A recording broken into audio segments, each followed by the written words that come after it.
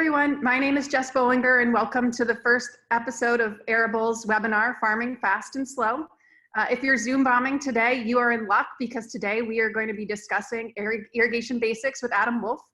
If you've never met Adam, he received his undergraduate and master's degrees in agronomy and international agronomy from UC Davis and has a PhD from Stanford in biology.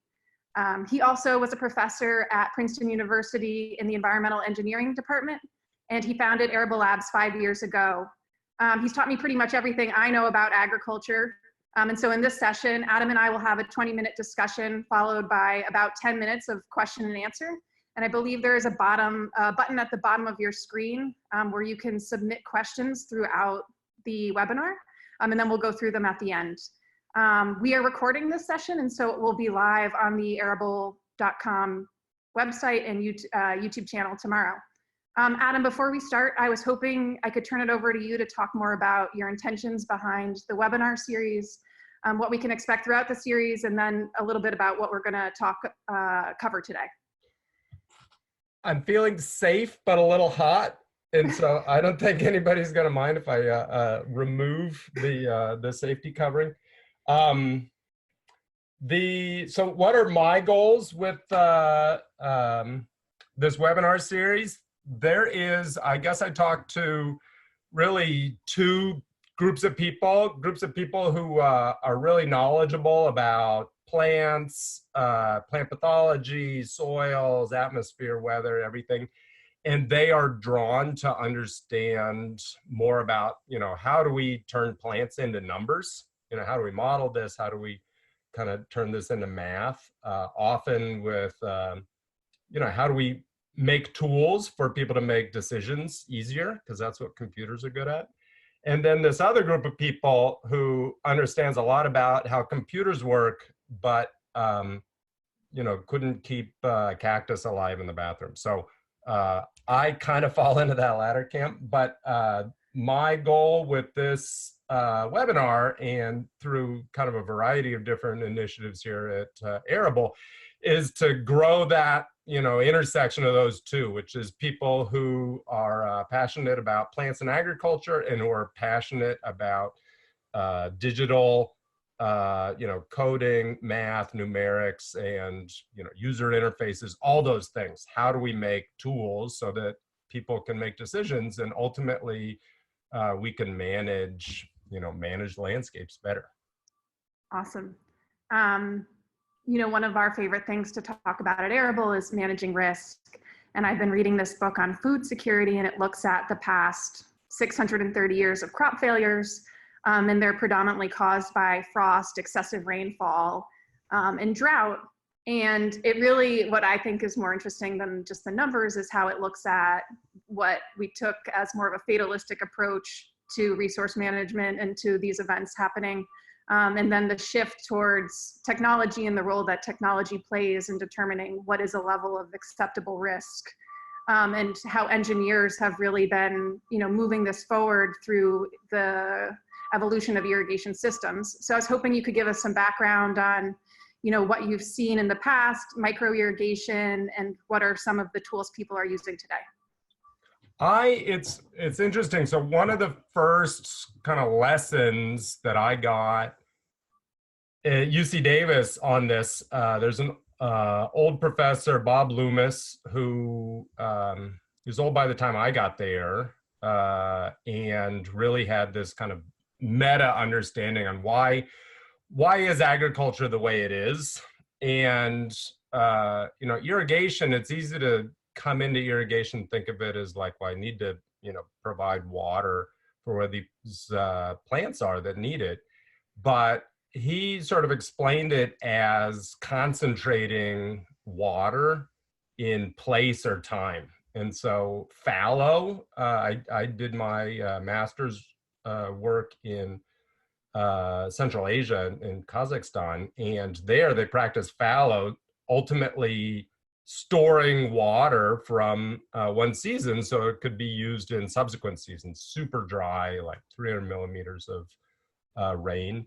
In California, historically, they took water that arrived in the winter as snowpack and then just placed it in time and space so that it could be used in the Central Valley through the irrigation systems, and then increasingly, drawing from groundwater, which is water that fell, I don't know, in the Pliocene, like 10 million years ago, and we're using it. So that's kind of the,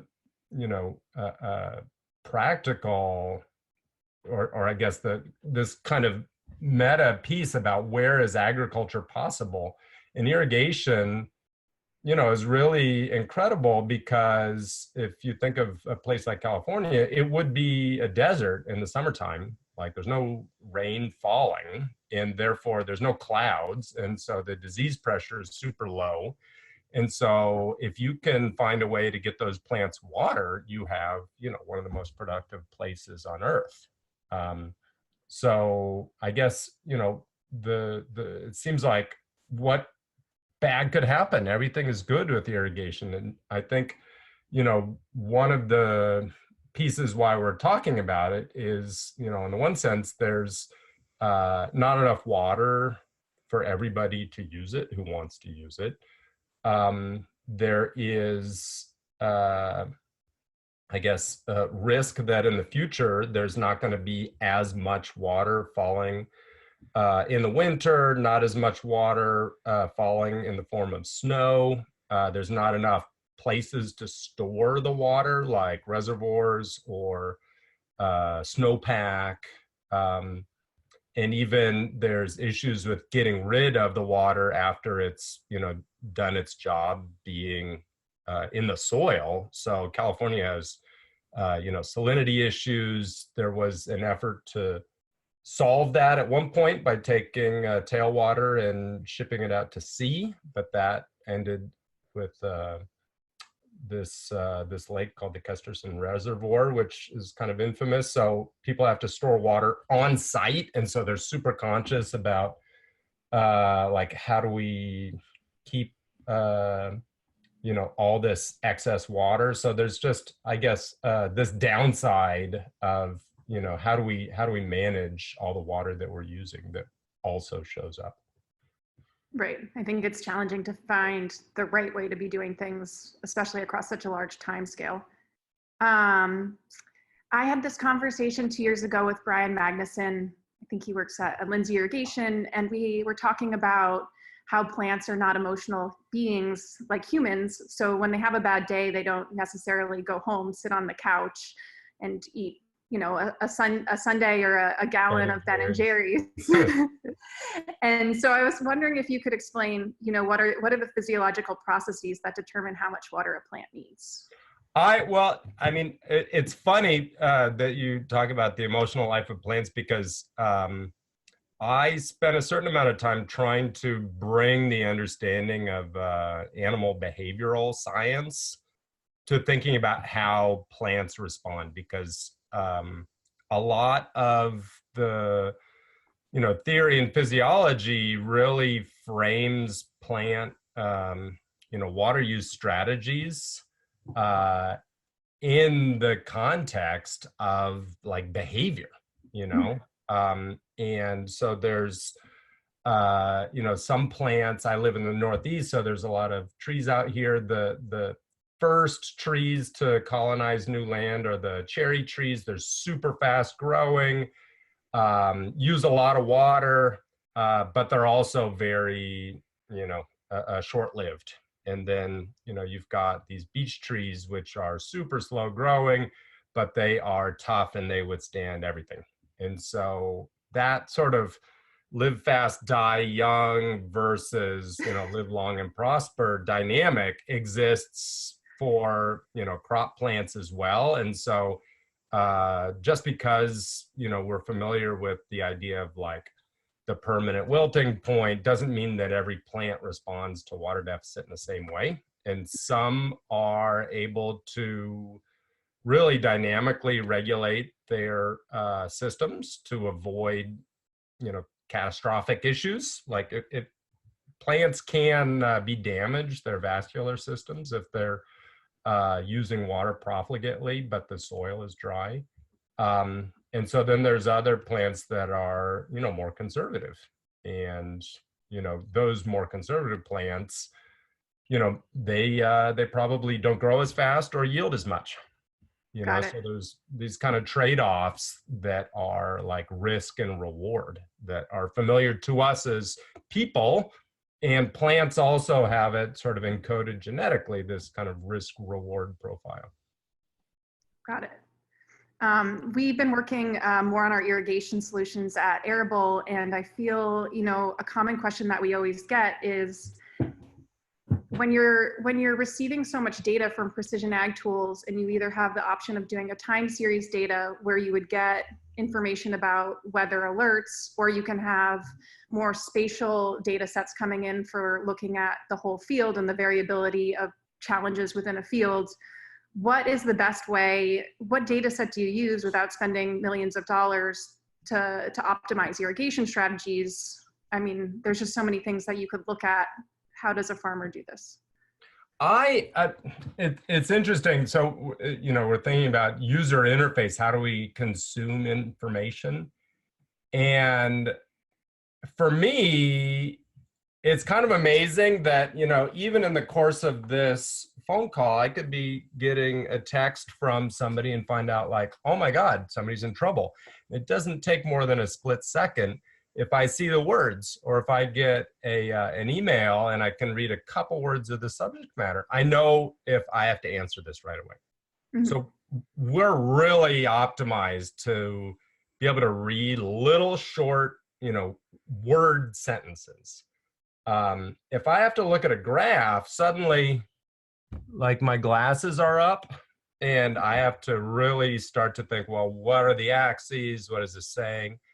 And then if you force me to look at a map, that's like a Sunday crossword puzzle situation, where it's really the investment in, comprehending these patterns is, it's complicated. And so I tend to think that, if I look at spatial data, it's not surprising that a lot of growers are getting like one map a year, and they're using that to interpret where there's kind of macroscopic issues with the irrigation system, which parts of the field are maturing slowly, so they want to be harvested later. Like, you're making fewer, decisions, and it takes brain power, where weekly, I think we really want like a table, like a work order, mm-hmm. and let's just bust it off, like checklist, how many inches here, how many inches there, how many inches there. And then, text messages show up with like a frost alert, or a broken main or something, which is like the lifespan of the insight is, minutes, hours to minutes, something like that. You have to act on it. And if you didn't get it in such a complicated, compressed form, you would completely miss the opportunity to make use of that insight, and like the frost will have done its damage. So I think each of these has their role, mm-hmm. But in terms of, our relationship to technology, obviously, like, I have talked to farmers that you would in no way think that they're using technology, but for sure they're text messaging with their, their son, their wife, whatnot, so we use that technology. That's like one of the very first pieces.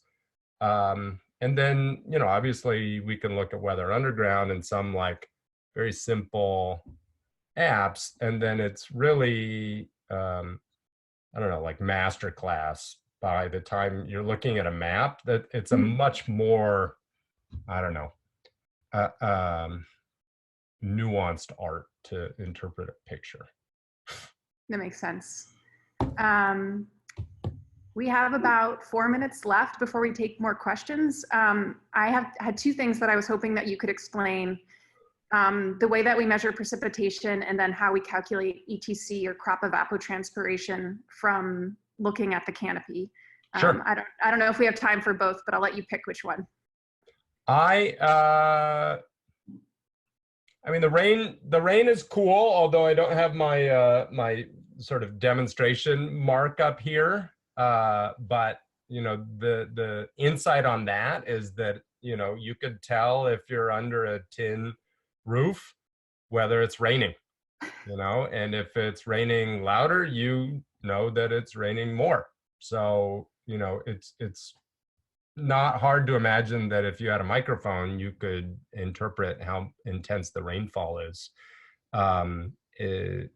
Once you get that insight, though, the details end up being incredibly annoying, like probably as annoying as anybody who's tried to get Alexa to do what you want and she says over and over again that I don't know what you're talking about. That's the level of nuance in telling the machine how to interpret every possible sound. It's like Shazamming rainfall. Is potentially broad. But the ETC part, I feel like, is the pinnacle of what's possible in some ways by synthesizing data, because here you've got, there's, the equation for how much water is evaporating. And, this equation combines a lot of stuff. So it's got the rain or the photons raining down from the sun. It's got, however much was bounced back. It's got the thermal radiation from the sky. And again, the outbound radiation. You've got the temperature of the air. You've got the humidity of the air. You've got the wind. And with the canopy cover, this is from NDVI. So we have like the spectral reflectance of the canopy. And there's some other kind of ways to dig into this that take into account the canopy temperature.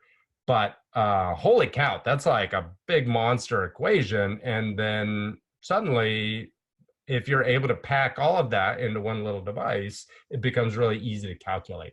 Because at the end of the day, that turns into, do I irrigate for 1 hour or 1.5 hours or 4 hours or 6 hours? It's like the result is very simple. The action is very simple. And I want to think it's like if I'm, driving up to Napa from San Francisco, am I going to take, the Golden Gate Bridge or am I going to take the Bay Bridge? Like often in our mind, the answer is very simple.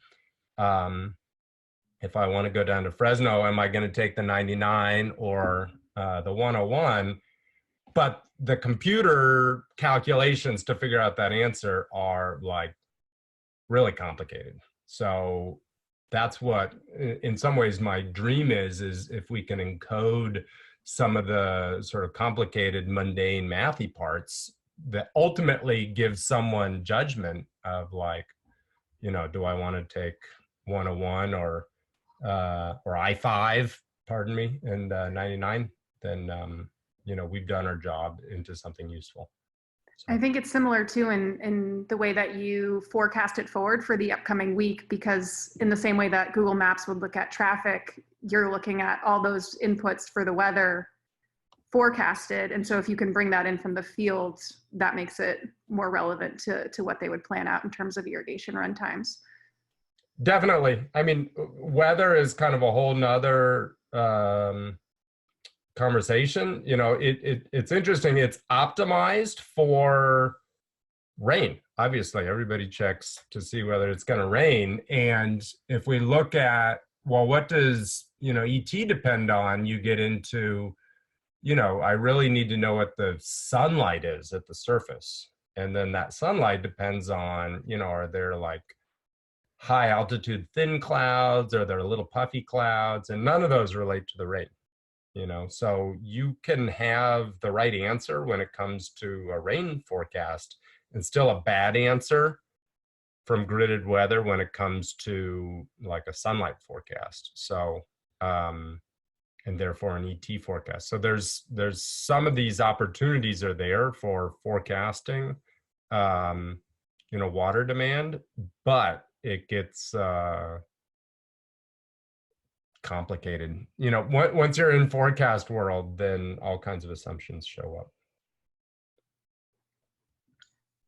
Thanks, Adam. I'm going to take a couple of questions from the audience. The first is from Gina. Hi, Adam and Jess. Thanks for organizing this conversation.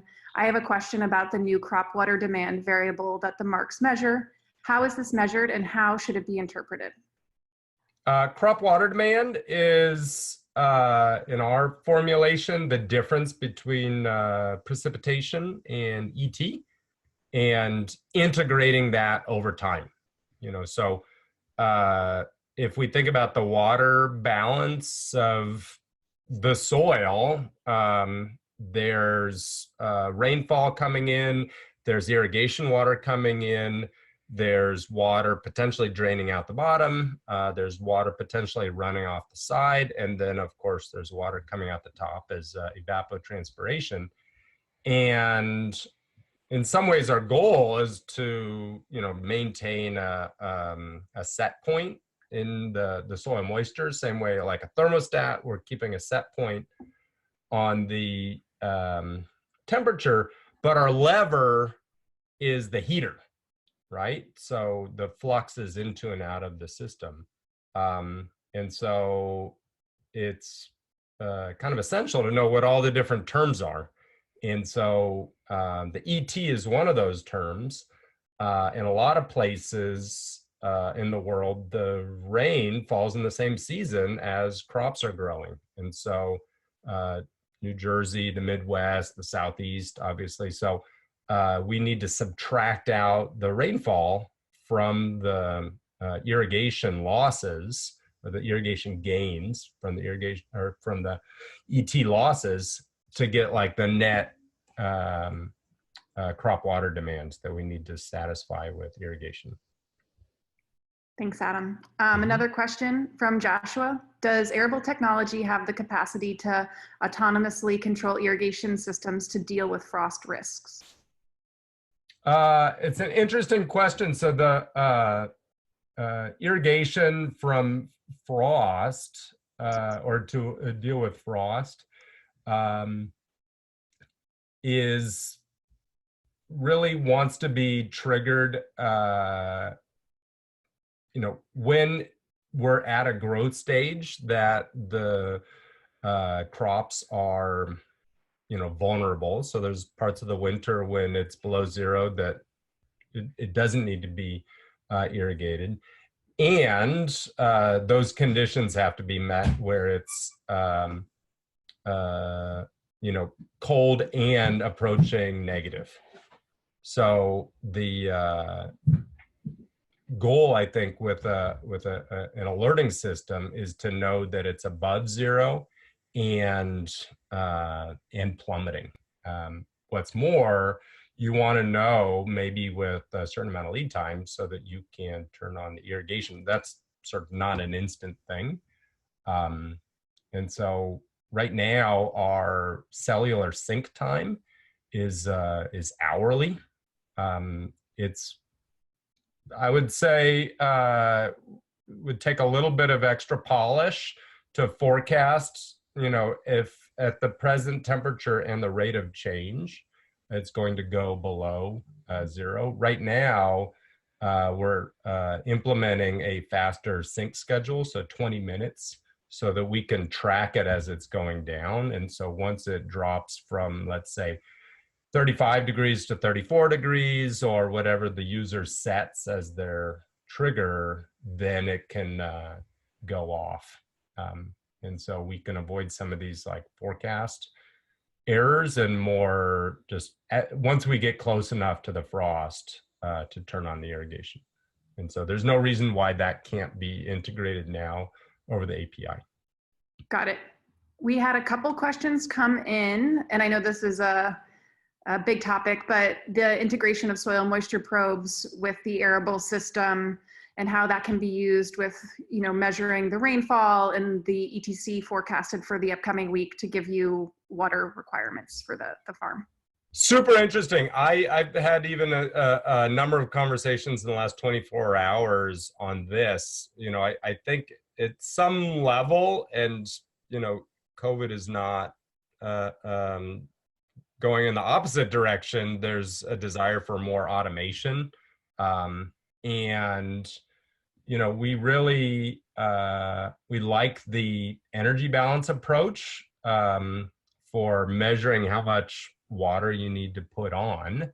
So, this is kind of representative of a large area. It has fewer errors associated with the soil moisture probe, but there could still be errors. And so having a soil moisture probe in the ground, would let you learn, gosh, if I am meeting ET, is that leading to slight increases over time in soil moisture or slight decreases?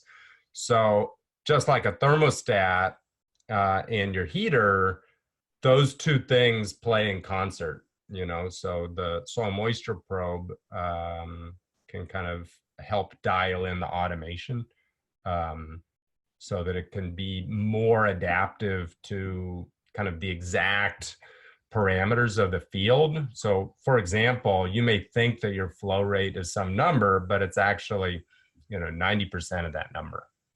Got it. Or there's clogs in the drip line, whatnot. And so I think soil moisture, really helps dial in a greater level of specificity with kind of ET-based irrigation.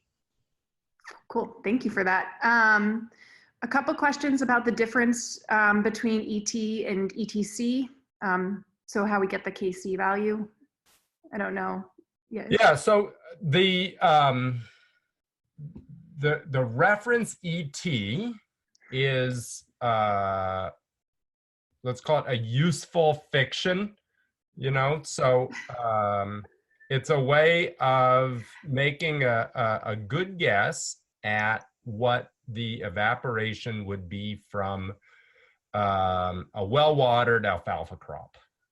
Okay, so it's, what does that mean that it's well-watered? What does that mean that it's an alfalfa crop?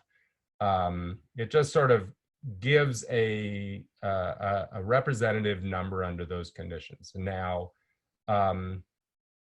for everybody who lives in the real world, there is, some deviation from that reference condition that's known as the crop coefficient. And it deals with all that messy stuff about, is the plant stressed? Is it closing its stomata? How many leaves really are there?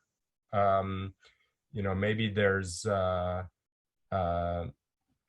vineyard and there's a cover crop, so we really only want to capture the vineyard part of that. So this crop coefficient handles all that crop stuff. It's this factor, and it basically goes from 0 to 1, or maybe even a little over 1.